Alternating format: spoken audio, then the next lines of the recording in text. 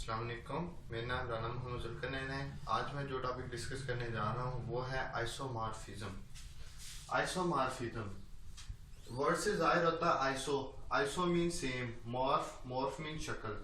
Isomorphism यानी कि isomorphism एक ऐसा प्रोसेस है, यानी कि आइसोमॉर्फिज्म से पता चलता है कि सेम शक्ल।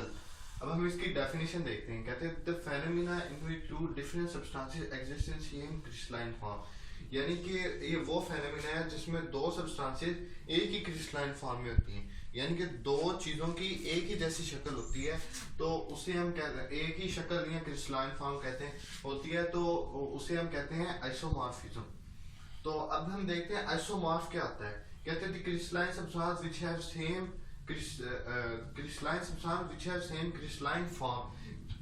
जो दो क्रिस्टलाइन सब्सटेंस जिनकी एक जैसी शक्ल होती है वो दोनों आपस में आइसोमॉर्फ होते हैं। तो आइसोमॉर्फिज्म क्या हुआ, यानी कि दो सब्सटेंसेस का एक ही क्रिस्टलाइन फॉर्म में होना आइसोमॉर्फिज्म कहलाता है, और वो दोनों सब्सटेंस जो कि एक ही शक्ल जैसी होती हैं तो उन्हें हम आइसोमॉर्फ कहते हैं।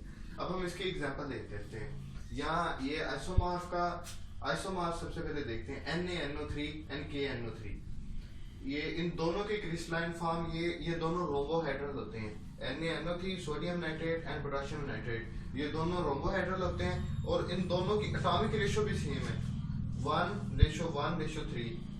NaNO3 की देख लें 1:1:3, KNO3 की देख लें 1:1:3, यानी कि इनकी क्रिस्टलाइन फॉर्म भी सेम है और इनकी एटॉमिक रेशियो भी सेम है। अब हम सेकंड आइसोमॉर्फ देखते हैं K2SO4 एंड K2CrO4।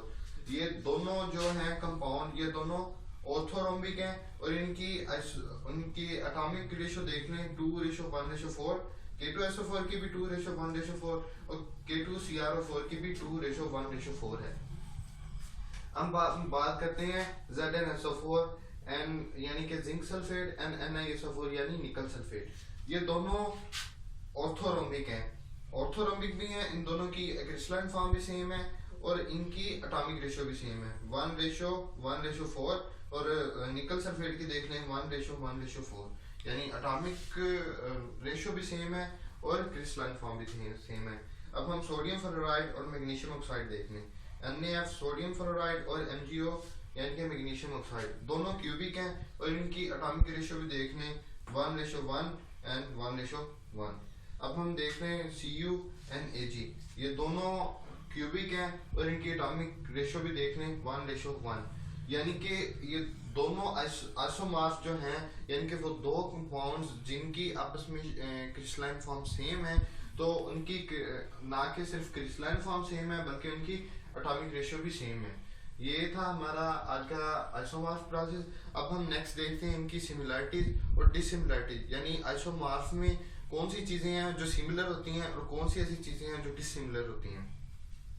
हमने जो आइसोमॉर्फ पढ़े, यानी कि दो क्रिस्टलाइन सब्सटेंस जिनकी सेम क्रिस्टलाइन फॉर्म होती है। अब हम देखेंगे कि उनमें सिमिलरिटीज क्या है और उनमें डिसिमिलरिटीज क्या है। उनकी क्रिस्टलाइन फॉर्म तो सेम है, लेकिन क्रिस्टलाइन फॉर्म के साथ साथ उनमें और क्या सिमिलरिटीज हैं, और क्रिस्टलाइन फॉर्म सेम होने के साथ साथ उनमें और क्या क्या चीजें डिफरेंस हैं। तो सबसे पहले हम सिमिलरिटीज की डिस्कस करते हैं कि सेम क्रिस्टलाइन फॉर्म, ये तो बात पक्की है कि सेम क्रिस्टलाइन फॉर्म है। सेम क्रिस्टलाइन फॉर्म होगी तो वो आइसोमॉर्फ होंगे। अब सेकंड देखते हैं सेम एटॉमिक रेशियो। हमने पीछे कई आइसोमॉर्फ की एग्जांपल देखी, सब में सेम एटॉमिक रेशियो आ रही थी। अब हम अगली बात करते हैं सेम वे ऑफ कॉम्बिनेशन। जब सेम एटॉमिक रेशियो है तो तकरीबन सेम वे ऑफ कॉम्बिनेशन भी होगा। अब same number of atom, atomic ratio same है, यानी कि एटॉमिक रेशियो सेम तो सेम नंबर ऑफ एटम। हमने देखा अगर 1:1 आ रही थी, फॉर एग्जांपल हम ZnSO4 और NiSO4 की बात करते हैं 1:1:4 है, इसमें भी 1:1:4 है, यानी सेम नंबर ऑफ एटम आ रहे हैं। तो हम बात करते हैं कि सेम नेचर ऑफ एनाइन, यानी कि एनाइन भी जो है वो सेम नेचर के होते हैं। इसके लिए हम एग्जांपल डिस्कस करते हैं K2SO4 और K2CrO4, यानी ये दो डिफरेंट क्रिस्टलाइन स्ट्रक्चर हैं, यानी कि क्रिस्टलाइन सॉलिड है ये, लेकिन इन दोनों की क्रिस्टलाइन फॉर्म सेम है, दोनों ऑर्थोरोम्बिक है, लेकिन इन दोनों में एनाइन डिफरेंट है। फॉर एग्जांपल ऊपर वाले में एनाइन है SO4-2 और नीचे वाले में है CrO4-2। अब यहाँ उन्होंने कहा है कि सेम स्ट्रक्चर ऑफ एनाइन, यानी एनाइन का सेम स्ट्रक्चर है। देखा जाए तो यहाँ सल्फेट है, यहाँ क्रोमेट है, ये दोनों डिफरेंट है, एक कंपाउंड ही डिफरेंट है, लेकिन इन दोनों का स्ट्रक्चर सेम है। यानी कि अगर देखा जाए तो ये दोनों जो है एनाइन, ये टेट्राहेड्रल है।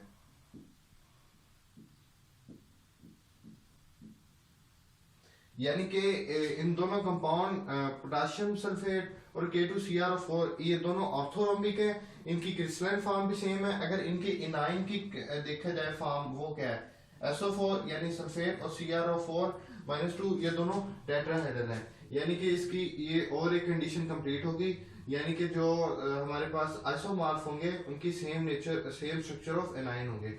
हमने देख लिया ये दोनों आइसोमॉर्फ हैं और इन दोनों के जो एनाइन है उनका सेम स्ट्रक्चर है, यानी कि दोनों टेट्राहेड्रल हैं।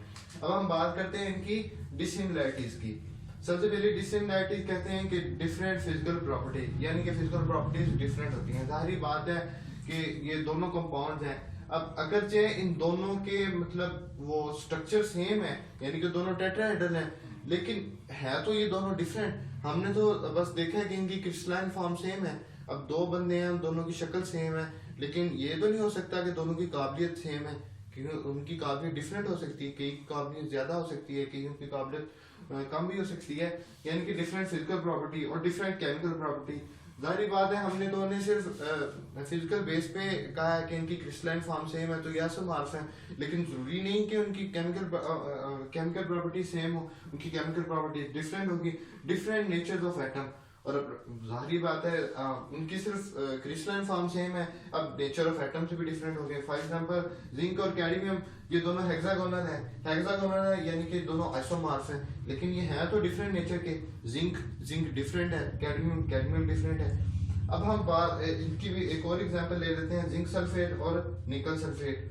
देखा जाए दोनों की शक्ल क्रिस्टलाइन फॉर्म ऑर्थोरोम्बिक है, लेकिन ये दोनों डिफरेंट है, डिफरेंट नेचर ऑफ एटम है। इसमें जिंक सल्फेट आ रहा है, इसमें निकल सल्फेट आ रहा है। जिंक और निकल, a lot of difference between these two, zinc and निकल। तो ये आज हमने डिस्कस किया आइसोमॉर्फिज्म। तो हमने इसकी डेफिनेशन डिस्कस की और इसके कुछ एग्जांपल डिस्कस की, जिसमें हमने आइसोमॉर्फ देखा, हमने क्रिस्टलाइन फॉर्म देखी और इसके अलावा हमने एटॉमिक रेशियो देखी। तो एटॉमिक रेशियो जो क्रिस्टलाइन फॉर्म है, जो जिनकी सेम क्रिस्टलाइन फॉर्म है, उनकी एटॉमिक रेशियो सेम आ रही थी। उसके बाद हमने इसकी सिमिलैरिटीज देखी, यानी जो आइसोमॉर्फ है उसकी सिमिलैरिटीज क्या है क्रिस्टलाइन फॉर्म सेम होने के साथ साथ, और क्या क्या चीजें उनकी सेम है। उसके बाद हमने इसकी डिसिमिलैरिटीज देखी, यानी कि उनमें डिफरेंस कहाँ है। Thank you for watching my video. If you like my video then don't forget to subscribe our channel. Thank you.